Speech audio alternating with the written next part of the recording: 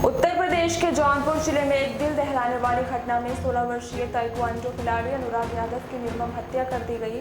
दिवाली के एक दिन पहले बुधवार सुबह अनुराग अपने घर के बाहर ब्रश कर रहा था, तभी तलवार से लैस पड़ोसी युवक वहां आया और उसने अनुराग पर हमला किया और जान बचाने के लिए अनुराग भागा, लेकिन आरोपी ने पीछा किया और तलवार से एक बार नहीं उसका सिर घर से अलग कर दिया। ग्राम प्रधान के अनुसार ग्राम समाज की एक जमीन को लेकर पिछले 40 वर्षों से विवाद चल रहा था। घटना के कुछ दिन पहले अनुराग ने उस जमीन पर उगी घास को काटा था। इससे रिटायर्ड दरोगा लालता यादव और उनके बेटे रमेश यादव ने उसका विवाद हुआ था और बुधवार की सुबह ब्रश करते समय अचानक दोनों पिता पुत्र ने अनुराग पर हमला कर दिया और उसकी हत्या कर दी। जौनपुर से अतुल कुमार तिवारी की रिपोर्ट। चले जी, नमस्कार दोस्तों, मैं पत्रकार अतुल कुमार तिवारी। दोस्तों, आपको बता दें, आज हम जिस न्यूज़ को कवर करने के लिए आए हैं, वो न्यूज़ कवर करने से पहले हमारे आवाज़ में एक दर्द आपको सुनाई दे रहा होगा। ये दर्द सिर्फ मेरा आवाज़ में नहीं, इस यहाँ के आसपास के सभी लोगों में एक दर्द है, क्योंकि ये न्यूज़ एक ऐसी घटना पर है जो कि बहुत ही जघन्य अपराध है। ऐसी निर्मम हत्या एक 16 साल के बच्चे की गई है, एक लड़के की गई है, जिसको आपको अभी हम पूरा डिटेल बताएंगे तो आपके आंखों में भी नम हो जाएंगे। और हम इस न्यूज़ कवर करने से पहले मैं स्वतः एक पत्रकार के हैसियत से संबंधित जिला प्रशासन और शासन दोनों से मैं ये अनुरोध करूंगा कि इसमें जो भी अपराधी इन्वॉल्व हैं, जो भी अपराधी उस 16 साल के बच्चे का कत्ल किए हैं और निर्मम हत्या किए हैं, हत्या नहीं बहुत ही निर्मम हत्या किए हैं, उन सभी को ऐसी सजा दें जिससे कि दोबारा ऐसी घटना को अंजाम देने से पहले अच्छे अपराधी सोचने से पहले इस सजा को देखते हुए डर जाएं और दोबारा ऐसे घटना को अंजाम ना दें। अब आपको हम पूरी डिटेल बताने जा रहे हैं। इस समय हमारी मौजूदगी है जनपद जौनपुर के कबरुद्दीनपुर गांव में। ये गैराबासापुर थाना क्षेत्र में लगाता है। आप हमारे पीछे देख सकते हैं, एक जमीन है, एक प्लॉट है।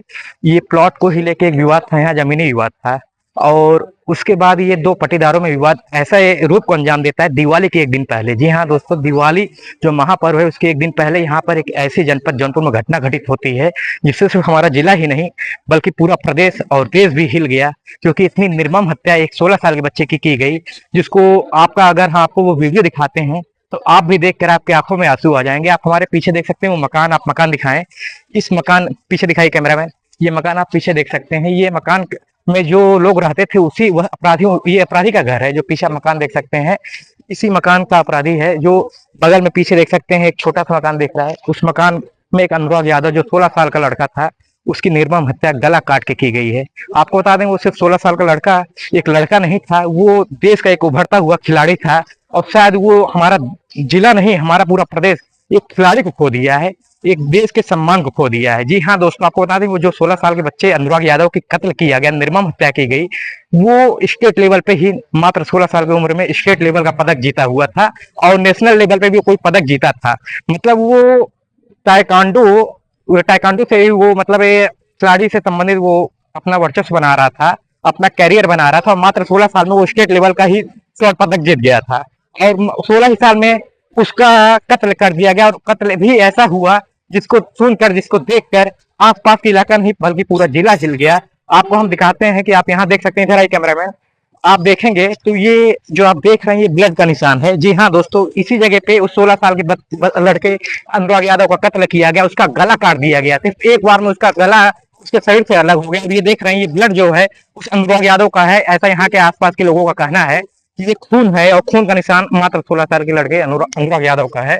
तो चलिए दोस्तों, आपको हम पूरे घटना से रूबरू करवाते हैं स्थानीय लोगों से बात करके कि क्या हुआ था आखिर दिवाली के एक दिन पहले, जिसके चलते यहाँ पर पूरा जिला हिल गया इस निर्मम हत्या से, और इसमें कौन कौन इन्वॉल्व है और आगे की कार्रवाई अभी तक कहाँ तक पहुंची है, इस पूरी घटना से आपको हम रूबरू करवाएंगे स्थानीय लोगों से। तब तक बने रहें इस वीडियो में।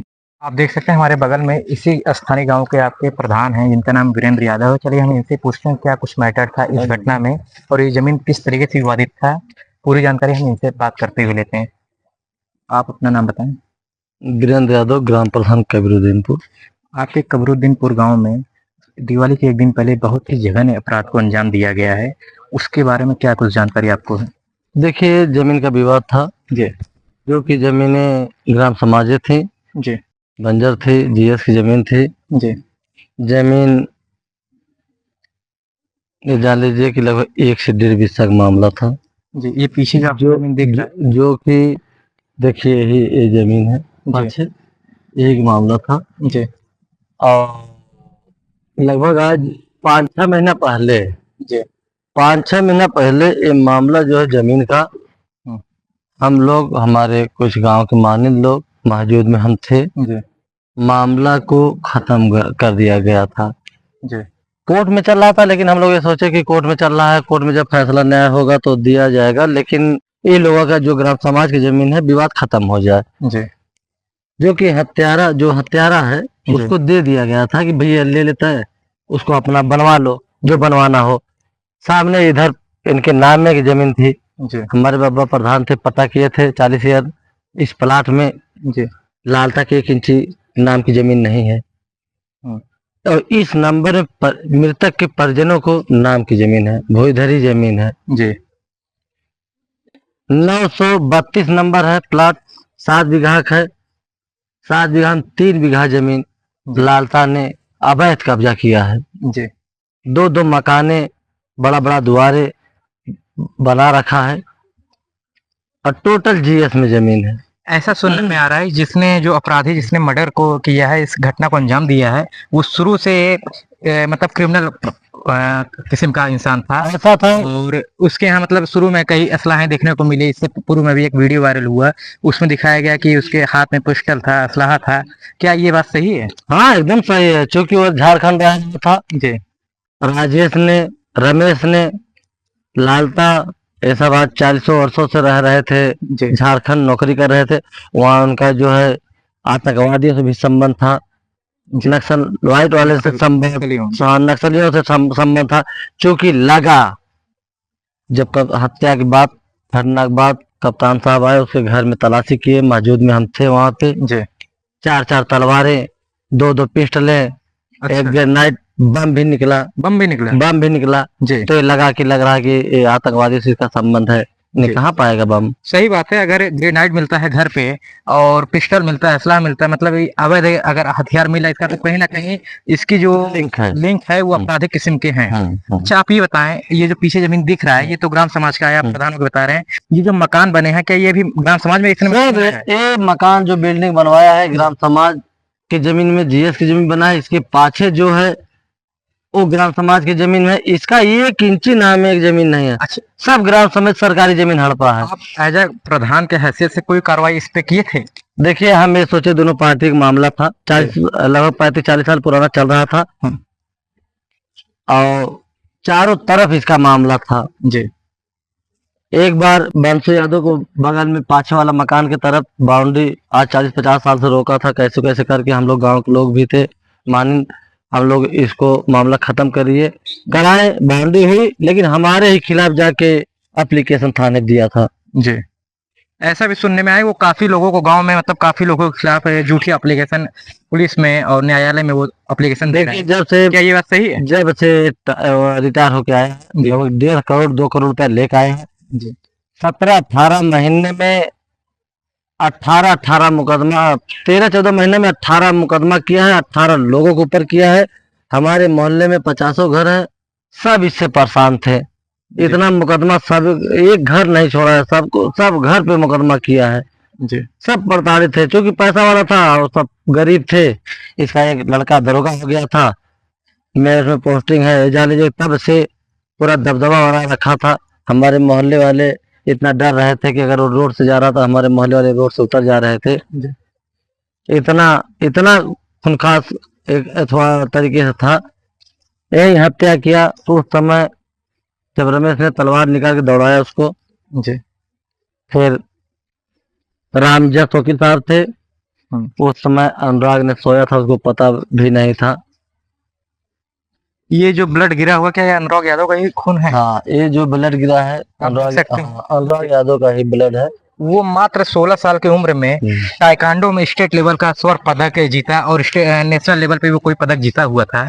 आपको क्या लगता है कि क्या आपके इस गांव ने एक ऐसा लड़का खोया है जो मतलब आने वाले समय हो सकता है सिर्फ जिले का नहीं, अपने देश का भी नाम रोशन कर सकता है? पूरे क्षेत्र नहीं, जनपद नहीं, पूरे प्रदेश का जी ये नाम रोशन करता, जिसका रमेश ने गला काट कर धड़ अलग और गला अलग कर दिया था। बहुत आगे जाता वो लड़का, हम लोगों का बहुत नाम रोशन करता जी। लेकिन उस दिन रामजस वकील साहब जा रहे थे, रमेश ने तलवार लेके उनको दौड़ा लिया, वो चिल्लाते हुए भाग गए, अनुराग को पता भी नहीं था, उस समय निकले घर से और दांतों तोड़ के निकले और झूमते हुए करते हुए आ रहे थे, तबले पाछे से रमेश ने तलवार मारा, धड़ अलग और गर्दन अलग हो गई। जी, आपको क्या लगता है इसमें सबसे बड़ी कमी कहाँ पाई गई कि आखिर किसकी कमी थी जो इतने बड़े घटना को अंजाम दिया गया? यहाँ पे सबसे बड़ी कमी आपको किसकी लगती है?